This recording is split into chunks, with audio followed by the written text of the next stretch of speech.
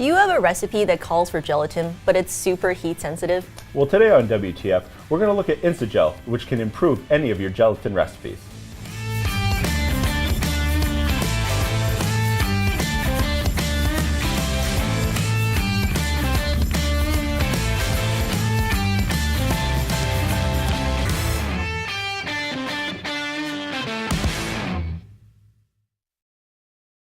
Hello and welcome to WTF, where we transform food here in the Modernist Pantry Test Kitchen. I'm Chef Scott Guerin. And I'm Janie Wang, the owner of Modernist Pantry.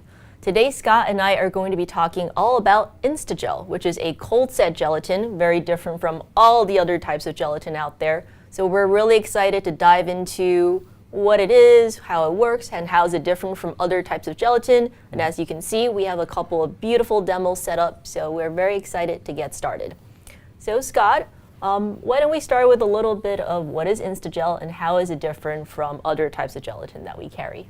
So Instagel is really great as it is a cold set gelatin. Generally with gelatin, you have to bloom it in some water, then you mix it into something, you heat it up, and then you're able to set it from there. But with Instagel, it's right in the name. It's almost instant, is that you mix it into a cold liquid and then you're able to pour it in and set it much quicker than traditional gelatin. Yeah, and for folks who are used to working with Knox gelatin or even our perfected gel sheet gelatin, what is the benefit of having that cold set gelatin? Well, there's a number of different benefits. It's all from saving time, which is always kind of the biggest thing, to being able to do things like alcohols and other items that you don't want to change the flavor or color of. So we actually have a mint gel that we're showing that's just quickly blanched. And you don't want to have to bring that up to a boil because it'll turn like a kind of olive green, like a darker green. You want that nice bright green color. Right, so it lets you preserve the freshness of whatever it is that you're working with, which is really cool. You don't change the flavors, you don't change the colors. Okay, so we're really excited to see how does it different work? When we say bloom, and if you're not familiar with blooming, can you go a little bit into what does it mean to, I guess, both bloom gelatin versus the bloom of a gelatin? Okay. So yes, so blooming gelatin is the act of putting it into some water and hydrating it. You're getting that moisture into the gelatin so that it's easier to melt. There isn't any clumping that's going to happen. We're actually going to show a quick demo of that and how these two differ. Then the bloom of a gelatin is the gel strength. So there's different bloom ratios, and we actually have a chart and a complete Ask a Chef, like an article that explains different blooms and how you convert them. That's all on our blog, blog.modernistpantry.com. And also, if you just check the description below, it'll be there.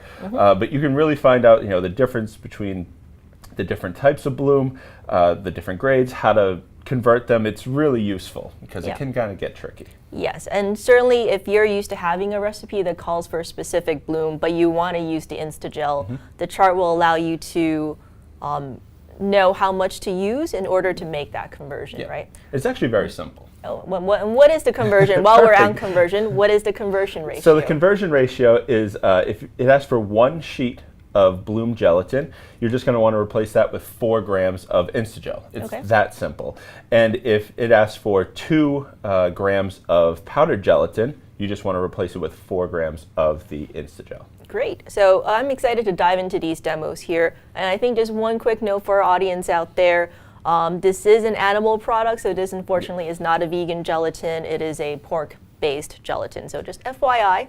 And it works just the same way as traditional gelatin. It's just a cold set. Yep. So really simply, I'm going to show a quick demo of how easy it is to just incorporate this. What I have here is I blended up some cream, some lemon zest, and some goat cheese, and we're actually making a goat cheese panna cotta here today. I ran that through a super bag just to get out any of the zest and maybe any grittiness that comes from the goat cheese itself. So all I'm going to do is I have my Instagel here, and I'm just going to whisk, and I just sprinkle it in,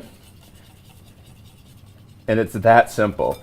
It feels like an infomercial now, but it really is. It's that simple. I mix it in, and after about a minute or 2, I like to just give it a second to rest so it fully hydrates in there. But you can see that there's no clumps.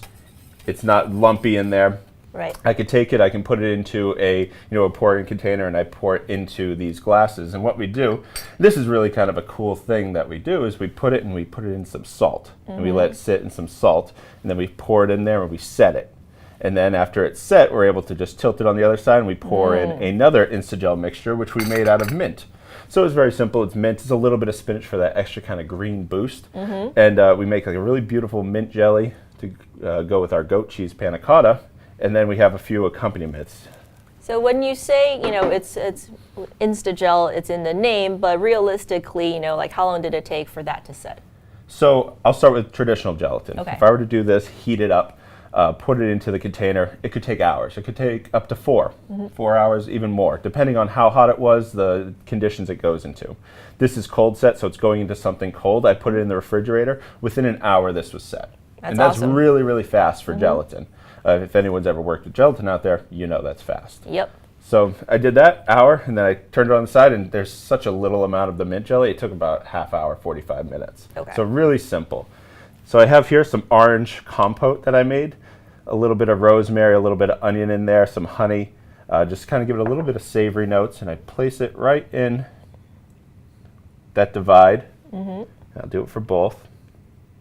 And this gives it a really nice kind of savory flavor to the sweetness that comes from, the sugar and the lemon zest, the perceived sweetness of the lemon zest. So it's really nice.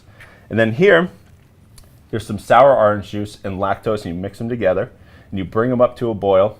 And as they go, generally with regular sugar, it would caramelize. Okay. But with lactose, it seizes. But it makes this really nice kind of cool texture, and they're very sour little curds with the same texture as sugar. So you get this really kind of cool texture. This is a technique borrowed from Mugaritz, so it's a really kind of cool thing. You get these gorgeous shapes, and then you have a really beautiful dessert. Yeah. You can taste it in a minute, though. Oh, all right, fine. Let's get through I'll these hold steps. off. All right. Okay. So we had mentioned earlier about blooming. So if I have this traditional gelatin, right, and I'm going to pour this over the top of the water, this is how you would traditionally bloom the gelatin, right? And as you can see, it's going to start to suck up that water. And some of this will stay dry for a while. It will take a long time for it to really kind of soak up that water. You can actually see it now. It's starting to get ripply. And if I were just to mix that up immediately like we would, you're going to see these clumps form. Okay? Yep. These big clumps of unbloomed gelatin. It's going to take a long time for those to bloom.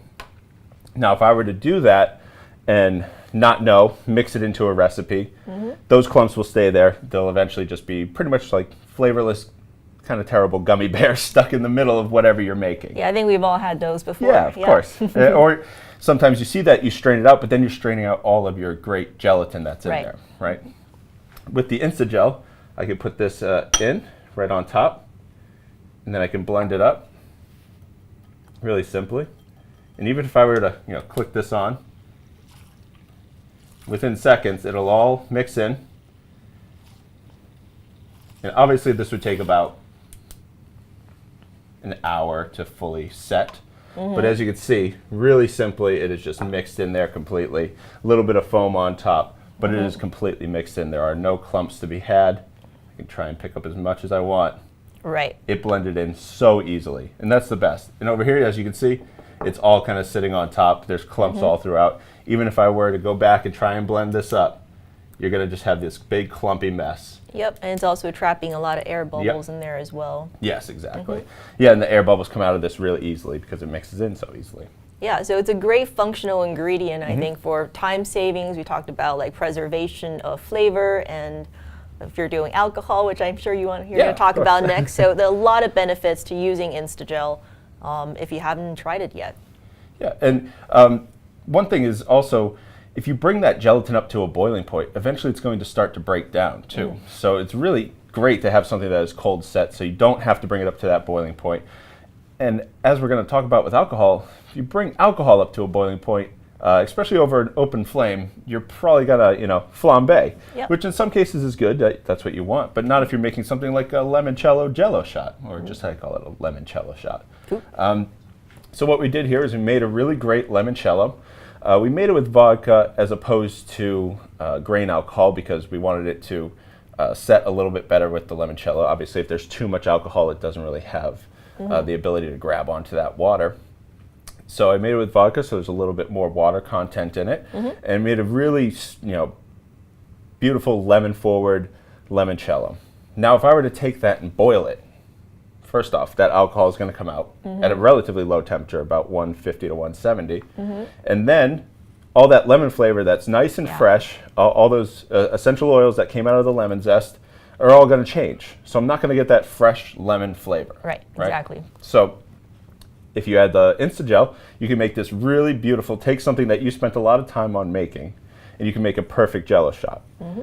Or, we've all been to college. We know how it is, right? So if you wanted to just mix it in to your favorite Jello shot mixture, you don't have to go through the effort of having to boil it, pouring it into your little solo cups, which we know you use, right? So you're saving yourself a lot of time and actually a lot of effort because you're just mixing it into your mixture, pour it in, and they're going to be set within an hour. Yeah, and I believe this recipe will also be on the blog as well. Of course, yeah. Yeah, so the link is in the description to access all these recipes today. Yeah, everything here from the compote to the panna cotta to the full limoncello shot recipe. Cool, awesome. So you want to have the shot? Yeah, if you want 9 to. in the morning? Here, you can have it. All I got things to do, Janie. right. Just scoop out a little And bit there. and just what is on top of this here? Good question. So we have some ground out graham crackers and then a meringue that we made that we toasted a little bit. So when you get the Jello shot, you'll get all the kind of flavors of a lemon meringue pie. This spoon is like a little bit too big for this tiny little cup. I'll make it work. You'll make it work. Now get in there. Just making a huge mess. It's okay. Just a little bit. Yeah, we need you to be able to get back to work after this. It is really good.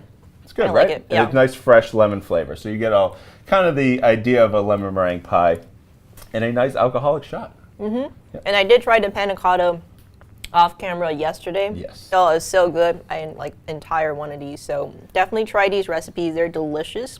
We'll finish this later with a smaller spoon. Or just do it like college. Put a pinky in it and down it, right? So we know how it goes. Try to stay classy here on WTF. So I think we pretty much covered all there is to say about Instagel.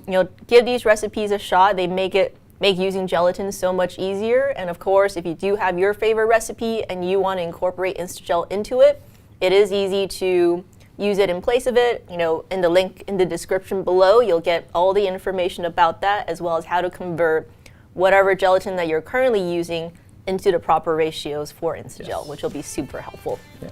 So from here in the Modernist Pantry Test Kitchen, I'm Janie Wang. And I'm Scott Garrett.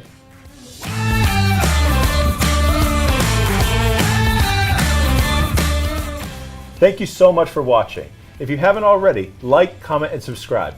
And turn that bell on because it notifies you when we drop a new video. If you like any of today's recipes, go to blog.modernistpantry.com. There you'll find recipes, Ask a Chefs, and tips and tricks, and more. If you have a friend who you think would like this video, share it with them. To get any of these great ingredients, just go to our website, www.modernistpantry.com. And until next time, we'll be here in the Test Kitchen, helping you create memorable and magical experiences.